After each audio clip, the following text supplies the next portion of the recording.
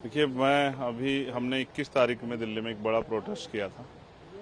वो प्रोटेस्ट जो सरकारों द्वारा जो है, स्पेशली केंद्र की सरकार द्वारा, जो जहां भी सरकारें काम कर रही हैं, विपक्ष काम कर रहा है या आम आदमी काम कर रहा है, अपने हक अधिकार के लिए बोल रहा है, जिस तरह से सरकारी मशीनरी का दुरुपयोग उनके खिलाफ किया जा रहा है, सीबीआई से, ईडी से, इनकम टैक्स से, एनआईए से, झूठे मुकदमे, जेल, जिस तरह की तोड़फोड़ की जा रही है। मैं तेलंगाना में, मेरे यहाँ भी याद है, यहाँ के भी 4 एमएलए को जो है तोड़ने का प्रयास सरकार द्वारा, वो जो तमाम तरह का तमाशा हो रहा है, लोकतंत्र की हत्या की जा रही, मजाक उड़ाया जा रहा है, उसके खिलाफ हमने प्रोटेस्ट किया था। और वंचित वर्ग जो है, उनके हक अधिकारों की लड़ाई को मजबूत करने के लिए तो दीदी का बड़ा उसमें सपोर्ट रहा। उनके 4 मेंबर ऑफ पार्लियामेंट वहाँ शामिल हुए और उन्होंने मैं विश्वास दिलाया कि इस लड़ाई में हम लोग साथ हैं। उनके इन्विटेशन पे मैं यहाँ आया और मैं उनको इन्वाइट करने आया स्पेशली कि वो जो यहाँ मैं देख रहा हूँ, जो उन्होंने किया है, उसको वो देश में उसको जाना जाए। वो जाना कैसे जाएगा? तो मैं उनको स्पेशली इनवाइट करने के लिए आया, क्योंकि हमारा उत्तर में बहुत बड़ा काम है। हमारी यूनिट यहाँ भी है भीम आर्मी की सब जगह पे। तो मैं उनको इनवाइट करने के लिए आया कि वो थोड़ा सा समय निकालें, तेलंगाना के साथ साथ जो योजनाएं उन्होंने यहाँ चलाई हैं, जो काम किया है, जिस तरह से दलितों को, पिछड़ों को, माइनॉरिटी को, आदिवासियों को अपलिफ्ट किया है योजना चला के, तो वो बाहर जाके देखे कि अन्याय सारी सरकारों ने वादे किए लेकिन कुछ हुआ नहीं।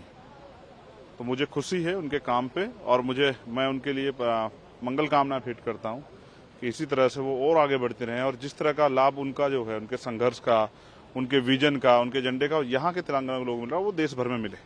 सर, आपका एक नेशनल पार्टी है और बीआरएस भी एक नेशनल पार्टी है, तो क्या किसी अलायंस के बारे में आपका? हमारा अलायंस तो पहले से ही है। ये हम सड़क पे लड़ रहे हैं और ये सदन के जरिए उन लोगों की आवाज उठा रहे हैं जिन लोगों को नहीं मिला अब तक। और ये कैसे, मैं तो मैं उनको जो है प्रेरणा स्रोत भी देखता हूँ कि वो किस तरह संघर्ष करके और एक तेलंगाना के एक व्यक्ति के लिए लड़े।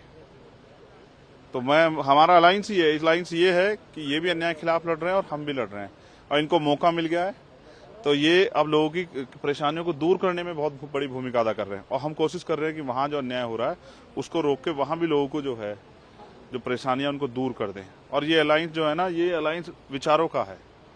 हम वो उन वर्गों के लिए हम वो सशक्तिकरण जो है और वो स्वाभिमान सम्मान का जीवन चाहते हैं जो बड़े पैमाने पे तेलंगाना में केसीआर साहब कामयाब हो गए जिसको करने में। सर, मणिपुर इशू पे सारे अपोजिशन पार्टीज भी पार्लियामेंट में बहुत सारे एक्ट कर रहे हैं, तो इसे आप कैसा देखते हैं? देश में इस तरह का अन्याय स्वीकार्य नहीं है। इस देश में बेटियों को अन्न माता के रूप में, देवियों के रूप में पूजा जाता है, सम्मान किया जाता है। घर में भी उनको जो है ये स्वीकार किया जाता है कि घर में वो है तो घर में बहुत सारी जो है पॉजिटिव एनर्जी है। लेकिन उन्हीं बेटियों के साथ अगर अन्याय होगा तो ये स्वीकार्य नहीं है। और ये तब है जब इस पे नजर है। आज हम पे किस चीज की कमी है? कोई एजेंसी ऐसी है जो हम पे नहीं हो? हम पे आर्मी है, हम पे पुलिस है, हम पे इंटेलिजेंस, सब हमारी आंखों के सामने और हम आंख बूंद बूंद कर बैठे हैं। तो हर अन्याय के खिलाफ लड़ना हमारी जिम्मेदारी है।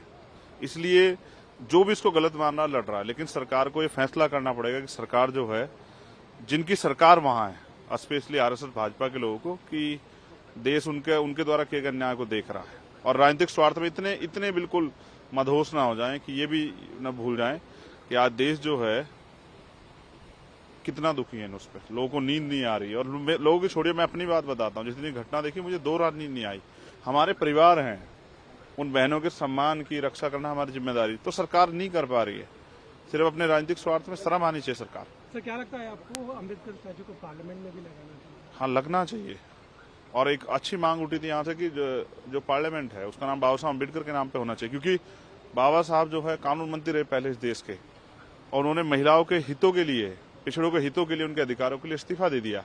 लेकिन उससे भी बड़ी बात यह है कि आज उस कानून मंत्री के विचारों को किस तरह से बर्बाद किया जा रहा, किस तरह इतिहास से मिटाया जा रहा। मैं बधाई देता हूँ यहाँ इनकी केसीआर साहब की सोच को, उनके विजन को। उन्होंने इतनी बड़ी स्टैचू बाबा साहब की लगाई और सिर्फ स्टैचू नहीं, उनके विचारों पे भी वो काम कर रहे हैं। मुझे जान के बड़ी खुशी हुई। इसलिए मैं मंगल कामना भेंट करता हूँ कि इनका आंदोलन मजबूती से आगे बढ़े और ताकतवर।